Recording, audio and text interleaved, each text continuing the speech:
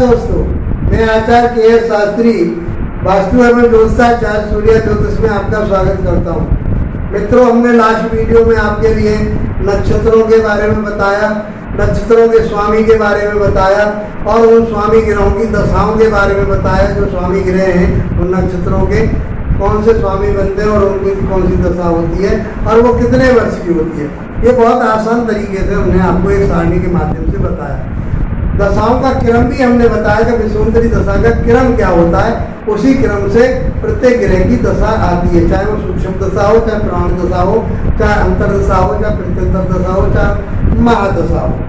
तो ये आचम्भौ राजीसा भूकेशु, ये एक सूत्र है, उसी के आधार पर वो दशाएं चलती हैं, वो हम आपको आसानी से बता चुके हैं। मित्रों, आज जो हम गणना करने वाले हैं, नक्षत्र को कैसे निकाला जाता है कि जन्म के समय पर, जिस समय जातक का जन्म हुआ है उस समय में कौन सा नक्षत्र उदय हो रहा है और उस नक्षत्र का कौन सा स्वामी है और उस स्वामी ग्रह की दशा चल रही है कि नहीं चल रही है, तो वो हम उस नक्षत्र के स्वामी से समझेंगे कि किस ग्रह की दशा चल रही है। अब दशा की आवश्यकता क्यों पड़ी?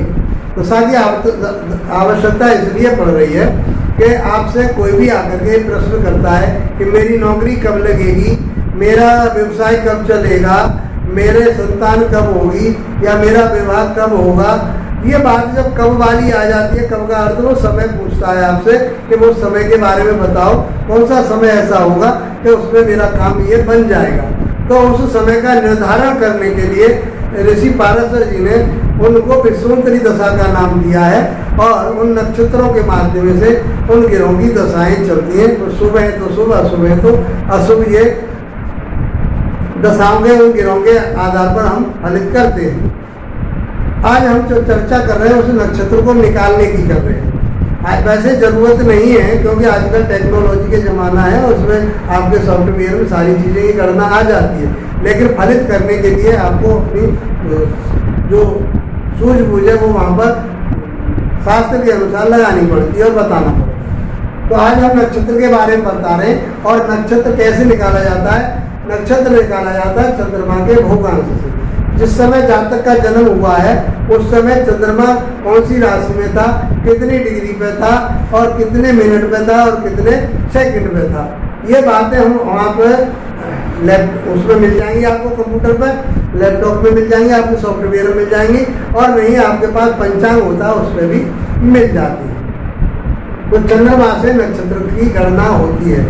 अब चंद्रमा नक्षत्र भी बताएंगे और नक्षत्र के माध्यम से ही उस जातक का नाम रखा जाता है। किस चरण में जातक का जन्म हुआ, पहले चरण में हुआ, दूसरे में हुआ, तीसरे में हुआ, चौथे में हुआ।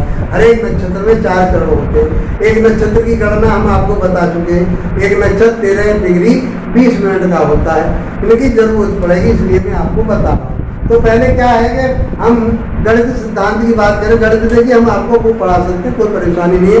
दिन कैसे बनाए जाते हैं, नक्षत्र कैसे देखे जाते हैं, कर्ण कैसे जाते हैं, योग कैसे बनाए जाते हैं, तिथि कैसे निकाली जाती है, ये सब हम आपको आसानी से, स्पष्ट ग्रह कैसे किए जाते हैं, भाव निर्णय कैसे किए, सब आपको हम बता सकते हैं। लेकिन उनकी जरूरत नहीं है, मैं गणित में आपको नहीं बांटना चाहता। उसमें टेक्नोलॉजी का अपने लैपटॉप वगैरह सॉफ्टवेयरों का लाभ उठाइए, केवल फलित सिद्धांत पर ध्यान दीजिए, क्योंकि आपके पास जो भी आएगा पहले वो फलित की बात करेगा कि मेरा उस काम के बारे में बताओ कब होगा। तो एकदम नजर डालिए उसमें दशा अंतर दशा और उसमें, तो वहाँ पे आपको समय निर्धारण हो जाएगा। उस समय इस ग्रह की दशा आएगी, मान लीजिए उसके कर्म क्षेत्र के स्वामी की आएगी या वहाँ के कारक की आएगी, तो उस समय उसका बिजनेस लगेगा, नौकरी लगेगी, है नहीं। संतान के भाव के स्वामी की कई दशा आ जाती है, गुरु की कारक की दशा आ जाती है, तो उस समय उसको संतान होने की संभावना होगी, वो गुणा भाग आगे आपको लगाना पड़ेगा। इसलिए मैं कह रहा हूँ कि गणित भाव में पचड़े में ना जाता पढ़ करके फलित सिद्धांत को समझिए। तो उसमें हमें गणित सिद्धांत में जब पढ़ते थे मैथमेटिक्स, उसमें बता देते किसी चीज़ की गणना करनी हो तो सबसे छोटी इकाई होती है, उसको उसमें सब चीज़ों को बदल दीजिए, छोटी इकाई में पहुँच जाइए और फिर उसमें से गुणा भाग करके जो चीज़ पूछना चाहता है आसानी से आप निकाल लीजिए और बता दीजिए। तो यहाँ वही मेथड ले करके हम एक एक नियम बोलते थे उसको। तो ये छठी राशि उसने पार कर दिया, साइन माने साइन का निशान है, बनी हुई साइन, तो ये राशि कही जाती है। तो उसने क्या किया कि छठी राशि में उसको शो कर रहा है ये, तो उसने 14 घंटे 23 मिनट और आगे चल गया। इसका अर्थ ये हुआ कि वो छठी राशि तो उसने पार कर दिया। कौन सी राशि में चल रहा है वो? 7वीं राशि में चल रहा है। समझ पाए होंगे? एक बार फिर बताई देता हूँ कि उसने छठी राशि पार करके 14 घंटे 23 मिनट आगे बढ़ गया है। तो हम क्या कहेंगे उसको कि इस समय चंद्रमा 7वीं राशि में है। बहुत सारे लोग इसकी भूल करते हैं, जब कुंडली बना देते हैं, पंचांग में देखते हैं तो वो छठी राशि में ही चंद्रमा को लिख देते हैं। ये बहुत बड़ी भूल करते हैं। जब उसकी डिग्री आगे निकल गई है तो वो इस जगह नहीं है, इससे आगे वाली राशि में, और आगे वाली राशि उसकी तुला राशि है। तुला राशि में चंद्रमा चल रहा है इतनी डिग्री पर, क्योंकि ये 14 डिग्री 23 मिनट है। एक राशि जो होती है वो 30 डिग्री की होती है, इसलिए एक राशि आगे बढ़ चुका है, लेकिन वो राशि पूरी नहीं हुई। तो 7वीं राशि में ये चल रहा है। अब इसकी हम मिनट बनाते हैं, तो उसको मिनट को बनाने के लिए हमने बताया कि एक राशि जो होती है वो 30 मिनट की होती है। तो 6 राशि कितने मिनट की हो जाएंगी? 6 × 18 180 मिनट की हो जाएगी, 180 डिग्री की हो जाएगी। एक राशि में कितनी डिग्री होती है? 30 डिग्री होती है। तो 6 राशि में कितनी होगी? 180 डिग्री की।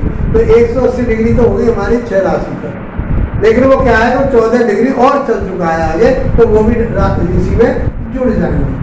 तो 14 हमने यहाँ जोड़ दी, तो ये होगी 194 डिग्री। अब बात होगी यहाँ तक हमने कैलकुलेशन कर ली।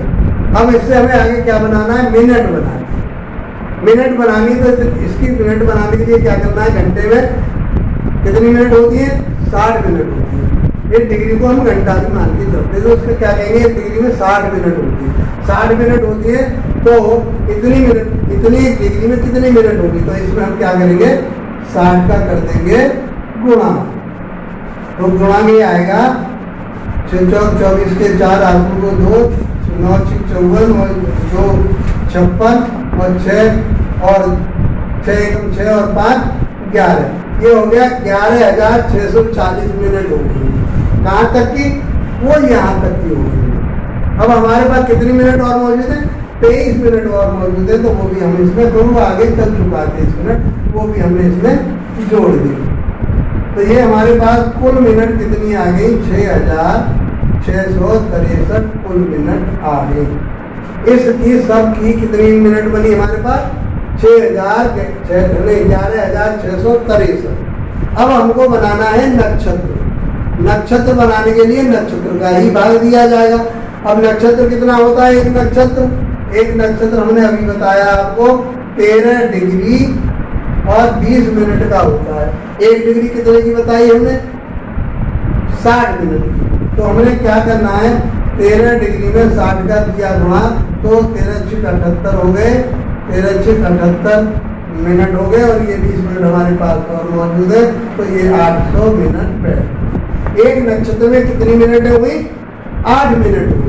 तो ये एक नक्षत्र का मान होगा। एक नक्षत्र में चरण कितने होते हैं? 4 चरण होते हैं। यदि हम इसमें 4 का भाग दे दें तो 200 मिनट आएंगी एक चरण के लिए।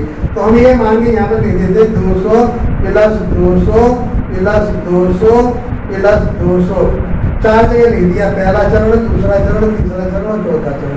पहला चरण 200 में 200 तक है, यहाँ पर जो बच के आएगा इसके बाद में, तो वो पहले चरण वाले 800 पूरे नहीं, 800 से कम चल रहा हो तो पहले चरण में 400 से कम चल रहा है, तो दूसरे चरण में 400 से ऊपर चल रहा है, तो तीसरे में 400 से ऊपर 600 से ऊपर चल रहा है, तो चौथे चरण में 800 तक।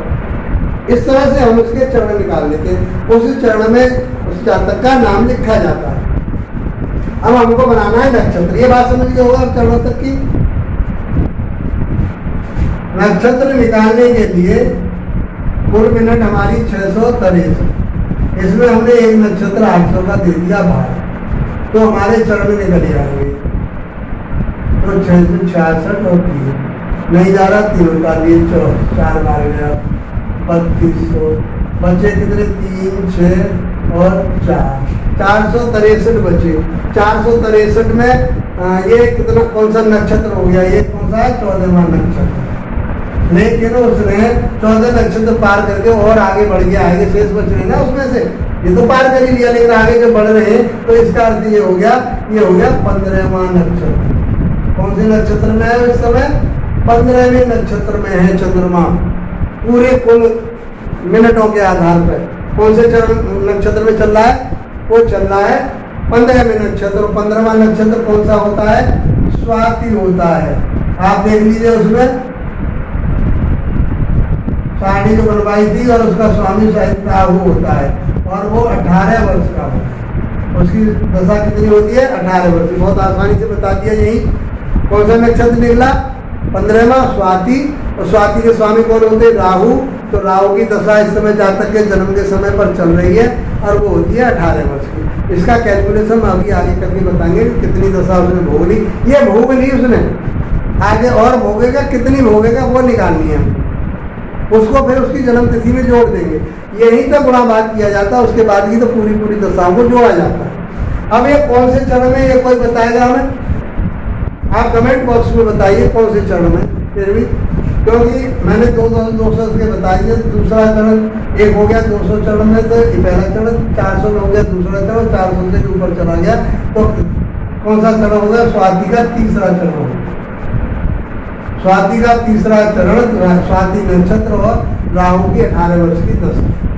अब हम ये देखते हैं कि उसने कितनी दशा और भोगने को, 800 निकाल लेना, ये रह गई हमारे पास, इतनी उसने भोग ली है। तो कितनी शेष रहेगी 800 में से, 800 मिनट में से यदि हम 463 घटा दें तो यहाँ 7 बचे, यहाँ रह गए 9, यहाँ पर 3 बचे, यहाँ रह गए 7, यहाँ 3 बचे। ये हमारे पास ये दशा बची। कितनी मिनट बची, ये मिनट बची। मतलब 800 को पूरा करने के लिए अभी उसको 337 मिनट और चलना है। जब 800 मिनट उसकी पूरी होंगी, अर्थात 18 वर्ष पूरी होंगी। 800 मिनट का समझ लो, राहु की 18 वर्ष पूरी होंगी। अब उसको हम कैसे निकालें, जब ये 800 मिनट मतलब एक नक्षत्र में चलता है कितना, 18 वर्ष। राहु की कितनी है, 18 वर्ष। जो भी दशा आती है, जैसे राहु जो किसी का गुरु की आ जाती है तो 16 लिखते, और सूर्य की आ जाती है तो 6 लिखते। तो 800 में कितना चलना था उसको, 18 वर्ष चलना था, लेकिन वो बाकी चला गया। और कितना और चलना उसको, 301 में चलेगा कितना, एक नियम से 800, 18/800। लेकिन 337 में चलेगा कितना वो, तो 18/800 गुणा 337 बराबर आ जाएगा 7.558, ये आएगा वर्ष। तो वर्ष, अब इसमें क्या है, 7.5 को ले लीजिए आप आगे के को, तो इसका हो जाएगा 7 का 7 वर्ष लेना, और 5 का 50% क्या हो गया, 6 माह, और इसको 0.08 का आप निकाल लोगे तो इसके आ जाएंगे 9 दिन। देख ले करके देख लेना, वो आप गुणाभाग कर लोगे इतना। तो मैं यहाँ जल्दी, तो वीडियो बहुत लंबी हो जाती है, फिर परेशानी आप लोगों को भी होती है, मुझे भी होती है। तो ये 7 वर्ष 6 माह और 9 दिन, लगभग 10.5 वर्ष को दशा को भोग चुका है। और उसे कितनी और भोगनी है, वो 7 वर्ष 6 माह और 9 दिन और भोगनी है। तो अब जन्म के समय से उसके आगे कौन से वर्ष तक उसकी दशा रहेगी, तो मैं यहाँ बता देता हूँ, इधर को करके आप उसको समझ लीजिए। पर इतना ही गुणा भाग यहाँ तक करना था, उसके बाद में तो फिर सीधी सीधी दशाएं जोड़ते जाते हैं और समझते जाते हैं। तो मित्रों, हम ये निकालते हैं कि 22 तारीख 5वां महीना 2019 को उसका जन्म हुआ है, और उसको कितनी भोगनी है दशा, उसको भोगनी है 9 दिन और 6 माह और कितना 7 वर्ष, ये उसको और भोगनी है। तो उसके जन्म तिथि में हम ये जोड़ देंगे तो उसके पूर्ण राहु की दशा निकल जाएगी, क्योंकि आप इसी से जन्म तिथि से ही तो निकलेगी, और दशा कितनी जोड़नी है, जितनी वो निकली है। तो इसको हम जोड़ेंगे तो ये हो गया 6 और ये हो गया 26, 16, 26, और यहाँ हो गए 2026, और यहाँ महीना हो गए 6 और 5 11, और ये हो गए तुम्हारे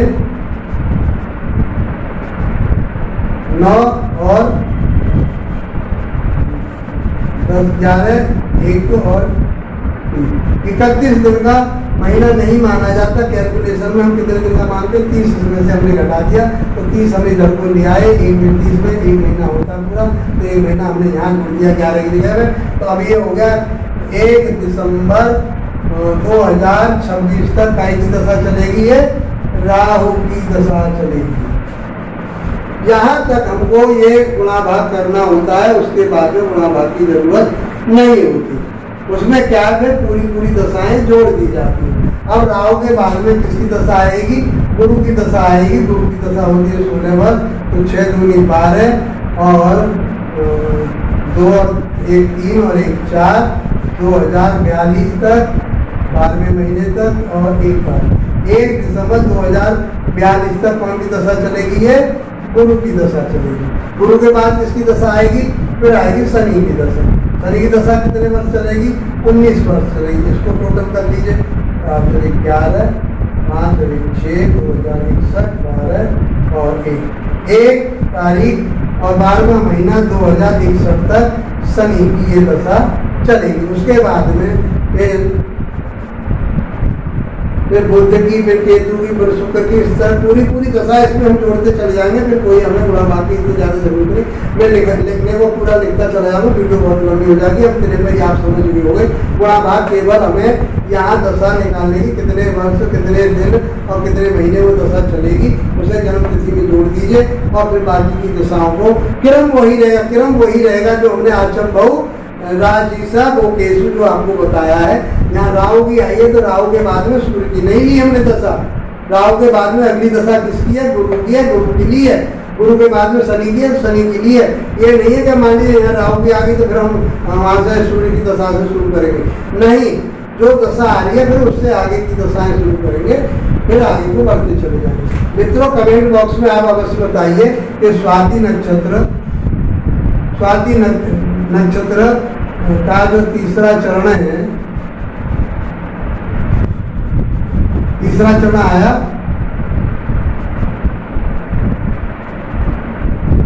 उसका नाम अक्षर बताइए। नाम अक्षर आपको बताना है कि स्वाति नक्षत्र के तीसरे चरण में कौन सा अक्षर आएगा, वो हम आपको पहले बता चुके हैं। उन वीडियो को देख करके आप हमको कमेंट बॉक्स में अवश्य बताइए। वीडियो अच्छा लगा तो उसको लाइक शेयर जरूर कीजिए। इसके साथ आप लोगों का धन्यवाद। नमस्कार।